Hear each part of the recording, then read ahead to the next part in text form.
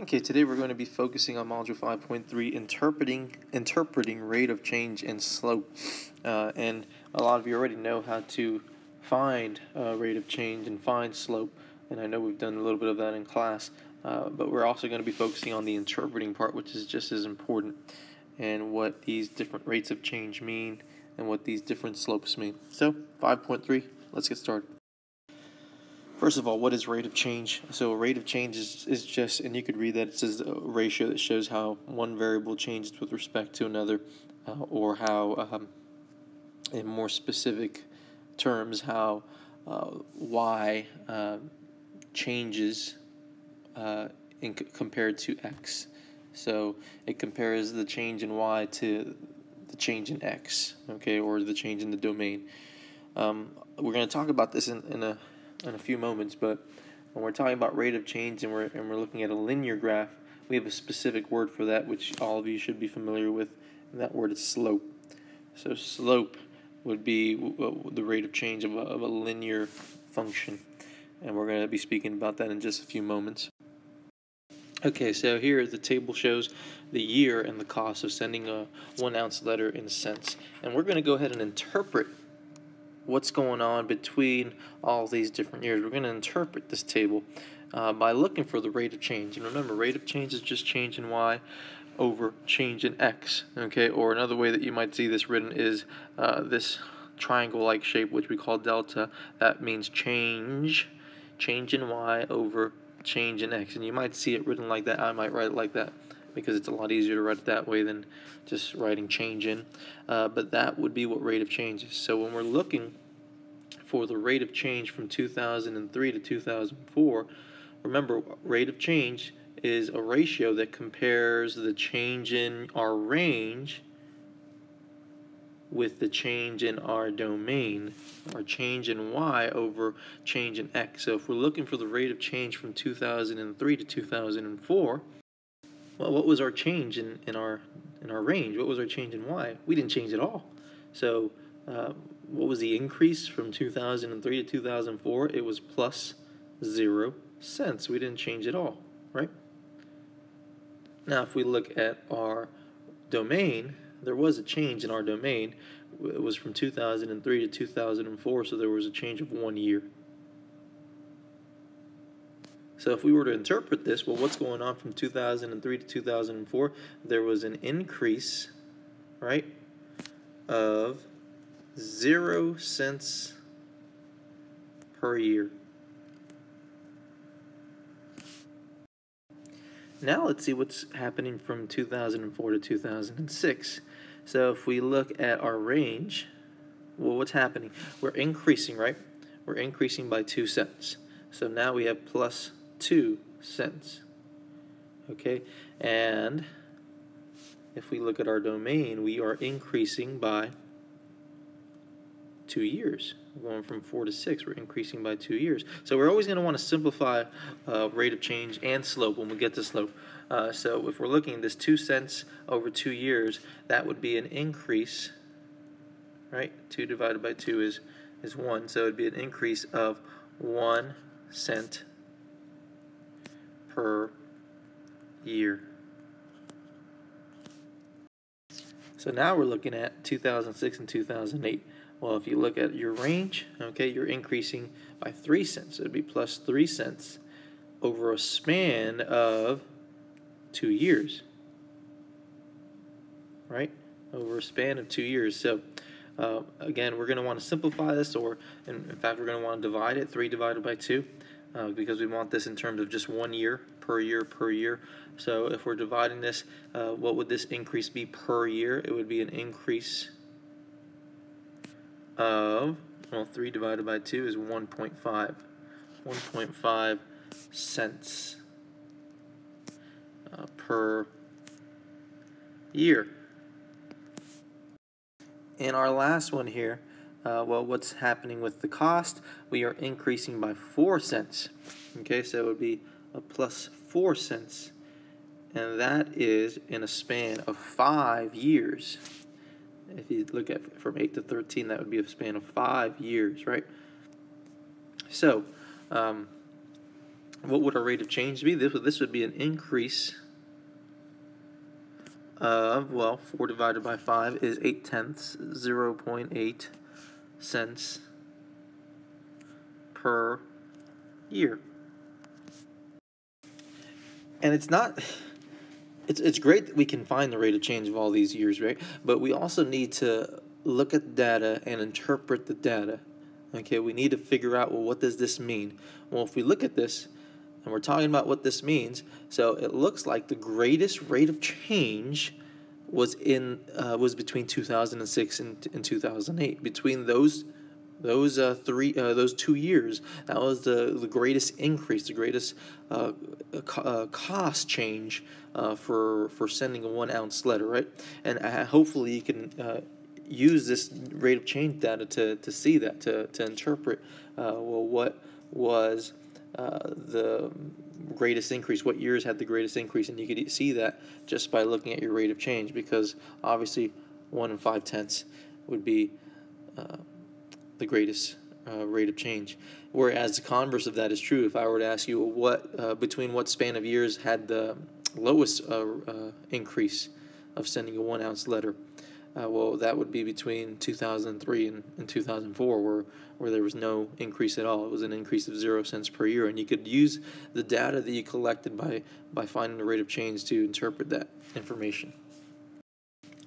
And let me just add one more thing to this. Remember that when we were talking about linear functions, we said that there was a constant rate of change. Constant rate of change, that's the requirement for being linear. Well, if you look at this, this is also obviously not a constant rate of change. Some years the rate of change is 0. Some years the rate of change is 1. Some years the rate of change is 1.5. Some years the rate of change is 8 tenths.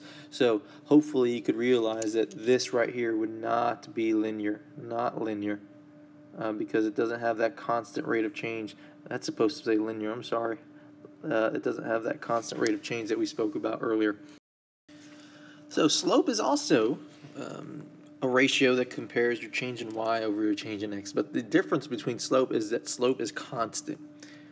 And hopefully that right there put linear functions in your mind, right? Because remember, with linear functions, you have that constant rate of change. So when we're talking about slope, we're always going to be talking about slope of a line, of a linear function, right?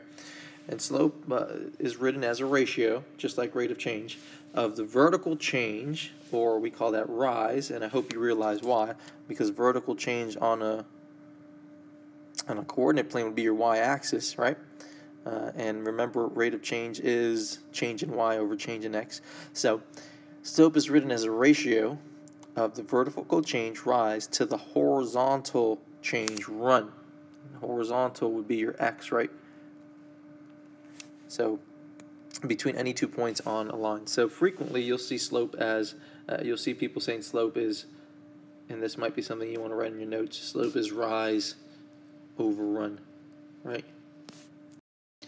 And just like with rate of change, you could also say slope is change in y over change in x. Or another way of writing it is y2 minus y1. That would be your change in y over x2 minus x1. And we're going to talk about that more in just a moment. So this remains constant. So slope is constant for any 2 points on the same line. Slope is always going to be constant. And slope is written always as a fraction in simplest form. Simplest form. You want to make sure slope is always in simplest form. And the variable that you're going to see associated with slope, and you're going to see as often, is m. So anytime you see m, or most times that you see m is going to mean slope. So make sure you circle that or underline that on your notes. We're going to talk more about this in class because this video is already too long, but there are 4 types of slope. Negative slope, if you're going from left to right, a negative slope will be going towards negative infinity on the y-axis, from left to right. One way of remembering negative slope is if you put a stick figure Mr. Ramos on there, okay, and he were to walk on that line, he would be walking downward. He would be walking towards negative infinity, and that would be what would make it negative. Okay, same with positive slope. If you put a stick figure Mr. Ramos here, and he goes up here, he would have to be going up, so he would be going towards positive infinity. That would be a positive slope. So anytime you see a line that is going up towards positive infinity on the y-axis from left to right, it's going to be a positive slope. All right. This right here is an undefined slope, and we'll talk more about that in a moment. But first of all, hopefully you realize that this is obviously not going to be a function because it wouldn't pass the vertical line test, and it would be an undefined slope because your change in x, is there any change in x here? No. So your change in x would be 0, right? We're not moving at all on the x-axis. We're moving on the y, okay, but it doesn't matter what the change in y is.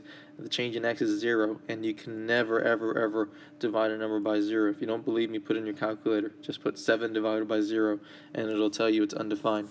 And then right here, this would be a 0 slope, right? This would be a 0 slope because if you look at your change in y, there is no change in y. The change in y would be 0, right? We're not moving on our y-axis. We are moving on our x-axis, but it wouldn't matter because 0 divided by any number, 7, 6, whatever, would still be 0. So your change would be 0. This would be a 0 slope. So remember, slope is change in y over change in x. So first we need to figure out how many spaces we're changing, what we're changing in our y-axis, and we're going to put that over the change in x. And in order to do that, given a graph, you just need to find 2 points. So 2 points that are relatively easy to identify, and preferably 2 points that are whole numbers, or 2 points that are integers. And what you're going to do is you're first going to find your change in y. So if we look at this, well, what's our change in y? We are 1, 2, 3, 4, 5, 6, 7 spaces. We are changing from point A to point B. We are changing 7 spaces on the y-axis, and we're going up, so it's going to be positive 7. Hopefully you could realize that this is going to be a positive slope just by the way that this line is moving. It's going towards positive infinity from left to right. So that would be a positive 7 over, and then it's change in x. Let me use a different color for that. Well, our change in x, what are we doing in our from point A to point B on the x-axis? Well, we are changing 1, 2, 3, 4 spaces. So that would be 7 over 4. And that's already simplified. That's it. That's all you need to do to find slope given a graph. So the slope of this line would be 7/4. Hopefully you could realize that this is going to be a negative slope just by the way the line is moving. It's moving downward from left to right. So if this is point A here and this is point B, right, you just need to find any 2 points on the line. Slope is constant, right, so it's not going to matter which 2 points you select. So if this is point A and this is point B and we're trying to find our slope, well, this time we have to go down. We can't go up. So because we're going down, our change in y is going to be negative, and we're going down 3 spaces, so it's going to be -3.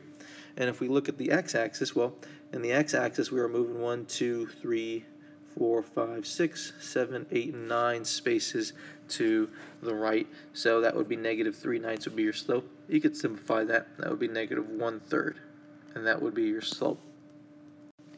So this would be an example of a line that has a 0 slope, and let's take a look at why it has a 0 slope. So remember, slope would be a change in y over change in x. Well, if we say that this is point A here, and we say that this is point B here, right? Well, what change do we have in the y? We're not changing at all, are we? We're not going up or down. So there is a 0 change in y. And then we are moving on the x-axis. That wouldn't matter, though. We are moving 4 spaces, right?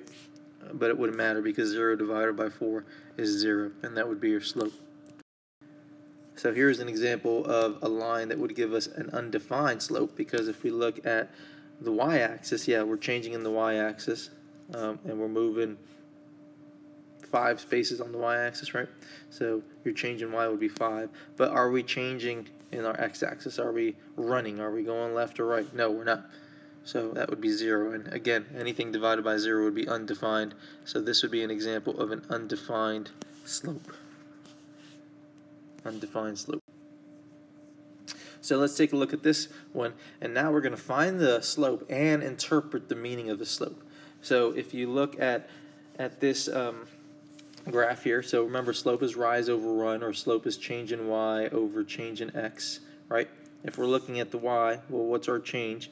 We are going from 110 to 170, right? And we're going up, so it's going to be positive. And hopefully you could realize this is going to be a positive slope just by the way the line is moving from left to right. So we are moving, our change in y is 60, right?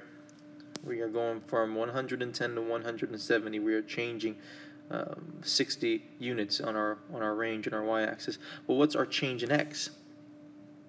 Change in x, we're going from 4 to 8, right? So that would be a change of 4 units. So it would be 60 over 4. And this is 60, what is this? I can't read this, let me move it. This is $60 over 4 hours, right? So let's go ahead and write $60 over 4 hours, just because that's what they're talking about. Okay, so remember we need slope in simplest form, right? So we would have to simplify that, and that would just be $15. So that means if we're interpreting this, we are increasing, there's an increase of $15 per hour, and that's it. That's all you need to do to interpret it. If you look at this, it's constant, right? Slope is going to be constant. So that means every hour there's going to be an increase of $15 per hour. Every hour there's going to be an increase of $15 per hour, and that's how we would interpret this graph here. Let's do one more like this. So here we have balance to months.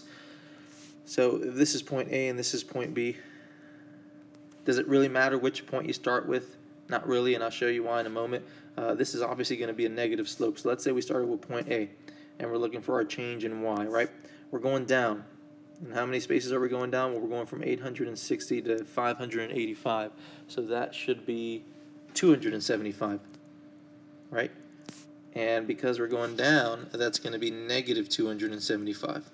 Well, what about if we would have chosen B first? What about if we would have started at B first, right? Well, if we start at B, then we have to go up to get to point A, right? So wouldn't that be a positive 275? Sure, but you'll see that it's still going to end up being a negative slope. You'll see in a moment.